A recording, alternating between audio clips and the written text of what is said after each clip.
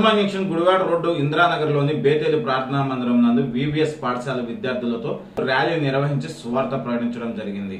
Hanuman junction Gudivada road ఇందిరానగర్లోని బేతేలు ప్రార్థనా మందిరం ఆధ్వర్యంలో పిల్లలకు వేసవి సెలవుల్లో విరామ బైబిల్ పాఠశాల నిర్వహించారు. ఈ నెల 23 నుంచి 27 వరకు జరిగిన ఈ పాఠశాలలో బైబిల్లోని వాక్యాలను, అంశాలను పిల్లలకు పాఠాలు, ఆటల రూపంలో బోధించారు. చిన్నారులు చిన్న వయసు నుండి మంచి ప్రవర్తన కలిగి తల్లిదండ్రులకు, పెద్దలకు విధేయత చూపాలని, మంచి మార్గంలో ముందుకు నడవాలని బేతేలు ప్రార్థనా మందిరం సభ్యులు చిన్నారులకు బోధించారు. ఈ పాఠశాలలో దాదాపు 500 మంది పిల్లలు పాల్గొన్నట్లు సంఘ సభ్యులు తెలిపారు.